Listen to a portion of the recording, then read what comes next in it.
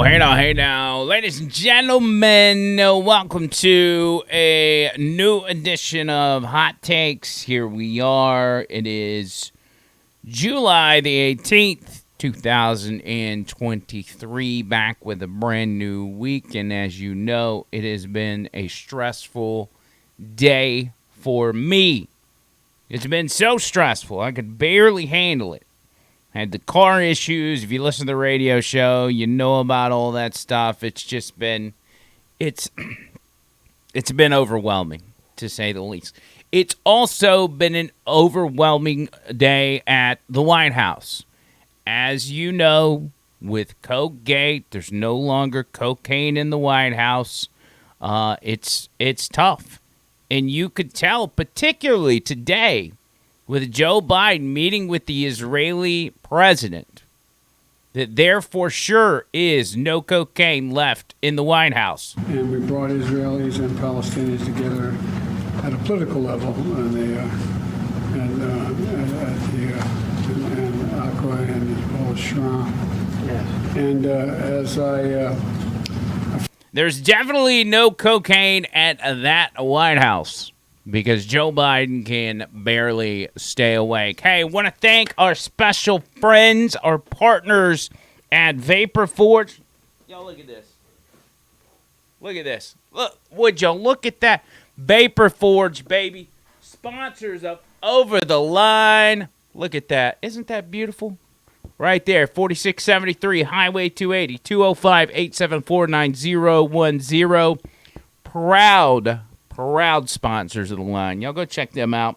Show them some love. You know, they're with the radio show as well. Tony, one of my best friends, and the best partners. One of the best partners I could possibly have in this venture of doing radio shows, podcasts, and everything else. Now, when we started today's radio show, outside of the car stuff, which, by the way, I think we got that fixed. So for those of you that actually watch the podcast, you know, you heard it here first. I think I got the car issue fixed, but I was in a panic today.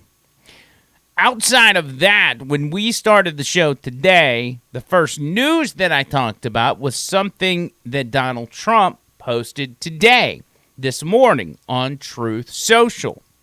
It's a statement by Donald J. Trump, the 45th president of the United States. Let me read this to you in the form of this tweet. Let's see if we can pull this up right quick. It says, "Wow, on Sunday night while I was with my family, having just arrived from the Turning Point event in Florida, where I won the straw poll against all other Republican candidates, with 85.7%, I like how precise that is, with all polls showing me leading in the Republican primary by a very substantial number, almost everyone predicting that I will be the Republican nominee for president, and as I'm leading Democrat Joe Biden in the polls by a lot, horrifying news for our country was given to me by my attorneys. Deranged Jack Smith, true, the prosecutor with Joe Biden's DOJ, sent a letter, again, it was Sunday night, stating that I am a target of the January 6th grand jury investigation and giving me a very short 4 days to report to the grand jury, which almost always means an arrest and indictment. So now Joe Biden's Attorney General Merrick Garland, who I turned down for the United States Supreme Court, in retrospect, based on his corrupt and unethical actions, a very wise decision, together with Joe Biden's Department of Injustice, having effectively issued a third indictment and arrest of Joe Biden's number one political opponent, who is largely dominating him in the race for the presidency. Nothing like this has ever happened in our country before, or even close. They illegally spied on my campaign, attacked me with a totally fake dossier that was funded by Hillary Clinton's campaign and the DNC, impeached me twice. I won. They failed on the Mueller witch hunt, no collusion. They failed on the Russia hoax, the 51 intelligence agents fraud, the FBI Twitter files, the DOJ Facebook censorship, and every other scam imaginable. But on top of all that, They have now effectively indicted me 3 times, with a probable 4th coming from Atlanta, where the DOJ are in strict and possibly illegal coordination with the district attorney, whose record on murder and other violent crimes is abysmal. This witch hunt is all about election interference and a complete and total political weaponization of law enforcement. It is a very sad day for our nation, and I couldn't agree more. And I theorized on the show why this is going on. And it's a, it's a question that I think a lot of people are asking. People like myself that sits here and thinks about this stuff all day, every day. Why are they still doing this? Well, the obvious answer, they want Donald Trump in jail. And they do. That's a for sure thing. They want Donald Trump in jail, but they more so want to eliminate the support he has, which that involves, you guessed it, you. If you, in fact, support Donald Trump, they want to convince you to no longer support this guy, because you, and when I say you, I mean myself, I mean anybody else, the 85% of Republicans that are supporting Donald Trump, or whatever the number is, they want those people to cut it out. They want those people to move on, and if they will, move on to Ron DeSantis even. In their mind, if you'll move on to Ron DeSantis, that's a step in the right direction. That'll help. And then they can worry about Ron DeSantis. But Donald Trump is such a threat that they can't afford to have him in the White House again. They can't have him in Washington, D.C. again, because this time it's much worse. Last time they had an insurance policy, and they literally called it an insurance policy. It was the deep state. It was the people they planned on surrounding him with, and they effectively did, that were going to stab him in the back, circular reporting, people getting paid off, book deals, and everything else to turn around and talk bad about Donald Trump after he hired him. They had it all together. But now everybody knows that gimmick. Everybody knows that playbook, so they can't use it this time. So for them, it's much more dangerous. That's why they got to get rid of the guy. They got to kill your support. Maybe they think they can kill your support by continuing to indict him until you get tired of it. But as I noted today, the DeSantis people, large portion of DeSantis people, the reason they got away from Donald Trump is they say that there's just too much drama. They don't want the drama. They don't want the constant talk of indictments and arrests and everything else. They want to move on to a normal politician, back to the old school politics where we all just got screwed over equally. That's no offense to DeSantis people. They want to get away from that. But what you do when you get away from that, you let them know they won. You let them know that, hey, if there's a guy that actually gives power back to the people, or a female for that matter, they have the ability to run them out of town. If they do this, if you back off and say, you know what, it's too much, y'all win, throw him in jail, throw him off the ticket, whatever, they will then have that in their back pocket for the next guy that comes along and does the right thing. They know how to break you.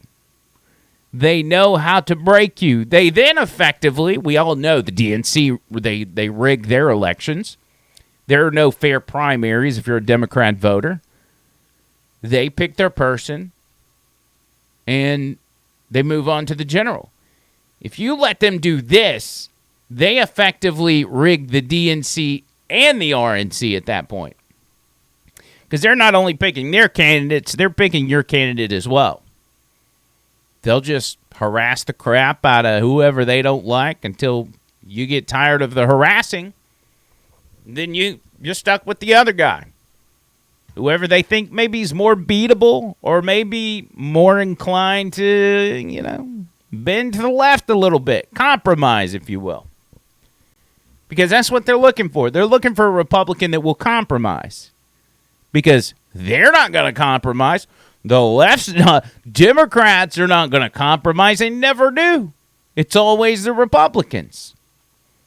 That's what they're looking to do. It's the same playbook. So it should be no surprise. Just think about that as this next indictment comes through over the next 4 days. Keep it at the front of your mind that if, in fact, this is the point where you're like, okay, it's enough. I'm done with the orange guy. I've had enough. Just know the signal that it's sending to them. Because they'll read into it. And they have no shame. They really, if they know that you know it, they have no shame. It's just like they're trying to indict Donald Trump on January 6th. For what? For inciting violence on the Capitol and causing a riot. Yeah, they want to throw him in jail because he, according to them, is the reason that people rioted at the Capitol. They did it at his direction. That Donald Trump essentially said, hey guys, we're going to the Capitol. We're going to bust out windows. We're going to break into the Capitol and then threaten the lives of lawmakers. That's their argument. And what's crazy is, on the other side, on the left, that's exactly what they did for the entirety of Donald Trump's presidential term. They were begging for violence against Trump, against Trump's cabinet, against Trump's supporters. For 4 years, they were pressuring people to attack the other side in public. Now, it's not an exaggeration. So if we're playing by the same rules, if Jack Smith is looking to indict politicians that have incited violence, I got you a whole list of people to start indicting right now. Listen to this. I just don't even know why there aren't uprisings all over the country, and maybe there will be. People need to start taking to the streets. This is a dictator. There needs to be unrest in the streets for as long as there's unrest in our lives. Enemies of the state. Show me where it says that protests are supposed to be polite and peaceful. Do something about your dad's immigration practices, you feckless. When they go low, we kick them. How do you resist the temptation to run up and wring her neck? The biggest terror threat in this country is white men, most of them radicalized up to the right. I thought he should have punched him in the face. I said, even if you lost, he insulted your wife. Yes. He came down the escalator and called Mexicans rapists and murderers. He said, well, what do you think I should have done? I said, I think you should have punched him in the face and then gotten out of the race. You would have been a hero. I'd like to punch him in the face. I said if we were in high school, I'd take him behind the gym and beat the hell out of him. Punch some people in the face. When was the last time an actor assassinated a president? They're still going to have to go out and put a bullet in Donald Trump, and that's a fact. Look as his character is stabbed to death. Where is John Wilkes Booth when you need him?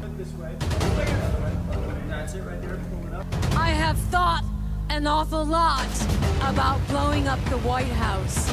A Missouri state senator is under investigation by the Secret Service after saying she hopes President Trump is assassinated. I will go and take Trump out tonight. And if you see anybody from that cabinet in a restaurant, in a department store, at a gasoline station, you get out and you create a crowd. And you push back on them. And you tell them they're not welcome anymore, anywhere. And sadly, the domestic enemies to our voting system and our honoring our Constitution are right at 1600 Pennsylvania Avenue. They're not going to stop before Election Day in November, and they're not going to stop after Election Day. And that should be, everyone should take note of that on both levels, that this isn't, they're not going to let up, and they should not. If you think we're rallying now, you ain't seen nothing yet.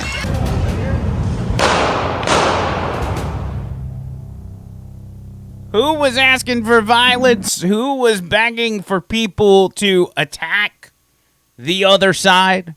To attack the people that they didn't agree with politically? A whole list of them. And I've got Countless numbers of those clips. Democrat lawmakers, Hollywood actors, past and present politicians, all calling for violence. And yet those are the guys on the sideline right now saying, oh, yeah, we got to throw Donald Trump in prison. Will this effectively boost his support? I think so. I think it'll get people fired up again. It sure puts Fox News and corporate media outlets like that in a tough position because they have to cover it. And the last thing they want to do is cover Donald Trump.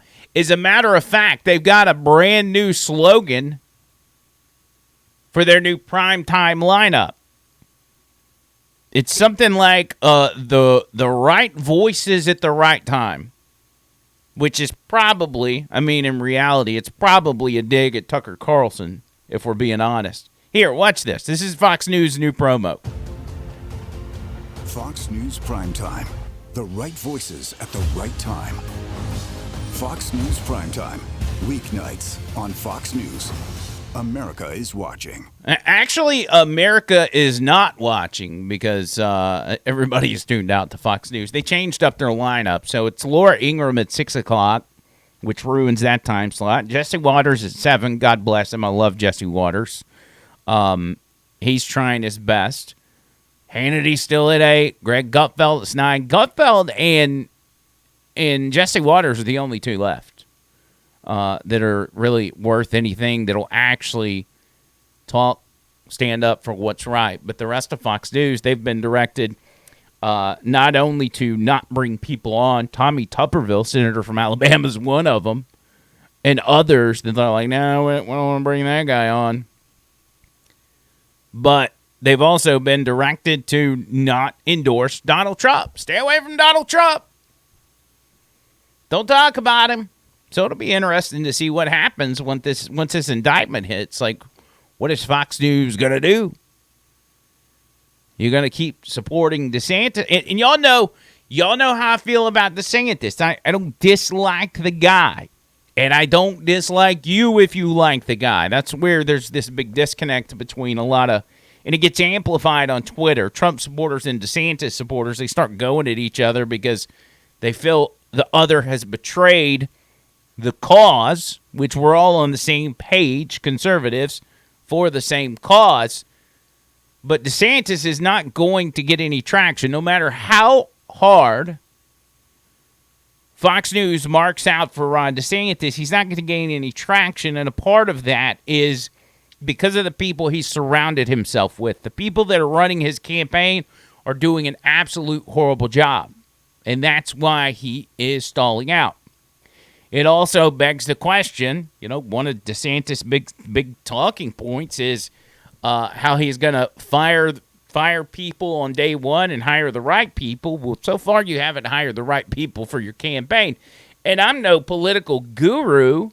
I keep up with it, but I'm not like an expert on running campaigns. But there's certain things I see, in particular this one DeSantis ad where they're attacking Donald Trump. They started running this ad today in Iowa. And the ad has an AI-generated voice clip of Donald Trump, having him say something that he never verbally said. Now, that sounds like, prime for a lawsuit, for one. But two, who's going to believe you if you're generating the voice of someone to say in a commercial when people that listen to this obviously know it's generated? Watch this ad right here. Check this out. New ad in Iowa started today. Governor Kim Reynolds is a conservative champion. She signed the heartbeat bill and stands up for Iowans every day. So why is Donald Trump attacking her? I opened up the governor position for Kim Reynolds, and when she fell behind, I endorsed her. Did big rallies, and she won. Now she wants to remain neutral. I don't invite her to events. Trump should fight Democrats, not Republicans. What happened to Donald Trump? Never Back Down is responsible for the content of this advertising. Come on, dude. Like that was obviously AI generated, and they still went with it. I want to play this for you again. Hold on. Let me get back to it. Here you go. This is apparently Donald Trump's voice, according to the DeSantis campaign. I opened up the governor position for Kim Reynolds, in which she fell behind. I endorsed her, did big rallies, and she won. Now she wants to remain neutral. I don't invite her to events. I don't invite her to events. Kim Reynolds, no more Trump events. Come on. That's... Again, this is... I don't expect Ron DeSantis to sit there and approve all these ads that are being played on his behalf. This is from the Never Back Down PAC, which is supporting Ron DeSantis, that he's not really associated with. They're just, an extension of the DeSantis campaign. And that, what they played there may have been something he posted on Truth Social. But why not have the narrator of the commercial read the Truth Social post instead of doing an AI-generated voice of Donald Trump?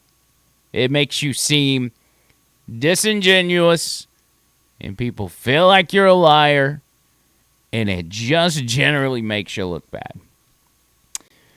Again, whatever the DeSantis campaign wants to do. I mean, if they want my help, they can holler at me. Maybe we can figure out something.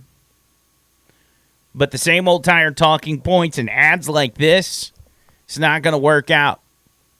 You got to have something new. You got to have something fresh. It's going to connect with people. And in this day and age, I think in the era of Trump, you're going to have to be a little brash. People understand that there are two sides going on. There's the radical left, who cloaks themselves in this decency and integrity and soft-spoken and being nice and treating everybody equal, especially transgenders and all this. They're the play nice side. Well, we need the opposite of that. People want the opposite of that. And so coming out and saying, Florida's where woke goes to die, or, we're going to fight the war on woke and beat Disney and all this kind of stuff. All of it's true, but the delivery is awful. And in the meantime, this stuff is continuing to creep in, and it has been creeping in for a long time. And I don't think a lot of people know this. You take the book issue, for instance, which has been the Don't Say Gay bill in Florida. All of these are honorable issues that DeSantis is going after. And I support him. I'm behind him. I agree with him 100%. But this has been going on so long, and conservatives or Republicans were scared to touch the issue. This was going on even back before Obama was president. And people, no, they're not talking to kindergartners about sex ed and masturbation. No, they were pushing it. And guess who was pushing it? Barack Obama. Everybody's favorite Democrat president that, granted, he only got a fraction of the amount of votes that Joe Biden did, but he was the first black president, and he was very popular. In reality, the only president in recent time that you can compare to Donald Trump's popularity is Barack Obama. This is the only thing we've even seen remotely close to popularity-wise. But Obama was pushing this stuff for a long time, and I'm glad DeSantis is on the campaign trail, and I'm glad he's in politics now and he's fighting this stuff. But we need to ask ourselves the question, why did conservatives wait so long to start fighting this battle? Because, again, Obama was pushing this stuff in 2007. I had to go all the way back to 2007 to even find a clip of this, but I remembered it. And I found a clip from Fox News, again, back 2007, days before months before the 2008 election. So this must have been 2008, but the clip of Obama's from 2007. I had to go all the way back and found a Fox News clip, ironically, from Sean Hannity talking about Obama pushing this crap. I want you to watch this. Obama's one accomplishment? Legislation to teach comprehensive sex education to kindergartners. Learning about sex before learning to read? Barack Obama. Wrong on education. Wrong for your family. Now, just to remind everybody, this is back in July 18th of 2007. This is Barack Obama on Good Morning America. Barack Obama supports teaching sex education to kindergartners. And, which I didn't know what to tell him.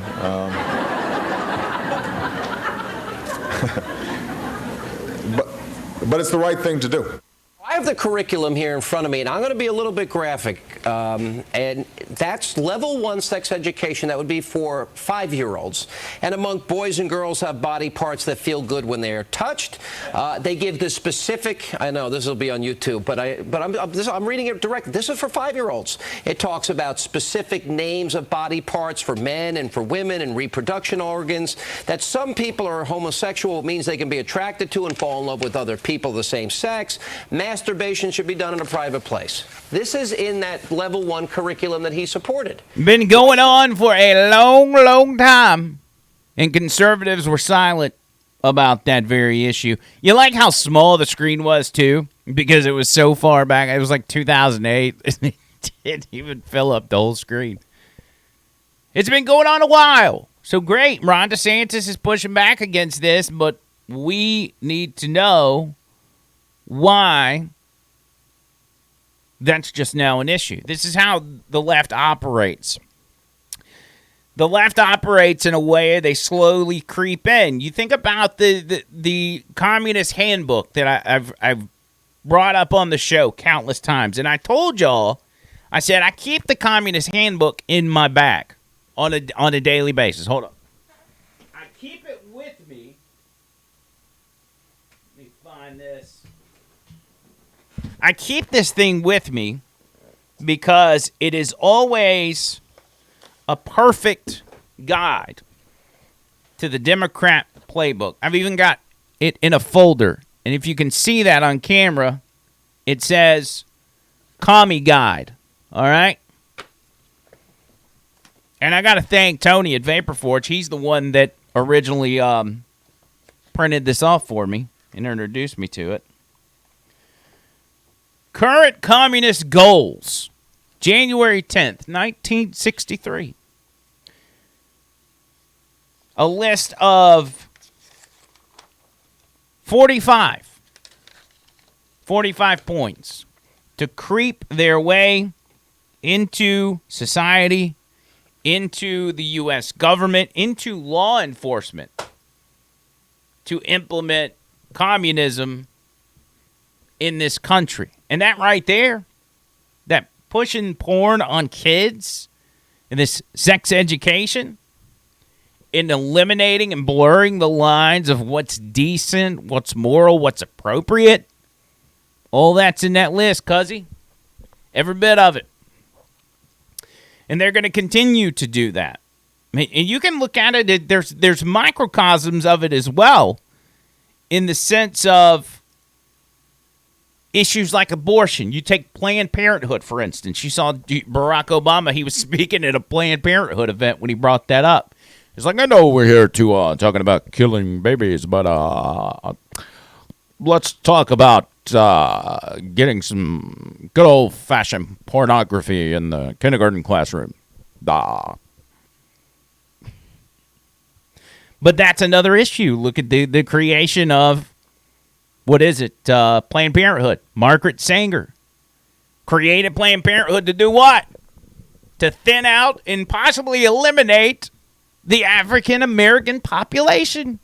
She said, we got too many black people. We got to get rid of them. That goes hand in hand with the Democrat Party being the party of the KKK and all this stuff. Y'all know. But it's just one of many things. You can piece all this stuff together and start to understand that it's all working towards one big goal. the Democrats moving us towards communism was never just a conservative radio talking point. It was always true. The evidence was always there. But people say, just conspiracy theorists. I don't believe those guys. For instance, the big issue that Tommy Tuberville originally got sideways with, the military and the abortion issue. The White House, the DOD's flipping out because some of our military members might be stationed in a state where abortion has strict restrictions. And they can't get an abortion at 6 or 7 months. The White House is having none of that. The DOD is having none of that. The federal government says no. Our military men and women need to be able to kill their babies whenever they want to do it. Just like at this press briefing. Just yesterday, John Kirby being asked, why is it so important? Tell us why it matters to national defense that our servicemen and women can get abortions. Why is the new DOD policy on abortion critical to military readiness? I'm really glad you asked that question. No, I mean, I really am. 1 in 5 members of the U.S. military are women, 20%. We're an all-volunteer force. Nobody's forcing you to sign up and go. People volunteer to go. You raise your right hand and you say, I'm gonna do this for a few years or even for my life. And it might cost me my life to do it. And when you sign up and you make that contract, you have every right to expect that the organization, in this case the military, is going to take care of you, and they're going to take care of your families. And they're going to make sure that you can serve with dignity and respect, no matter who you are, or who you love, or how you worship or don't.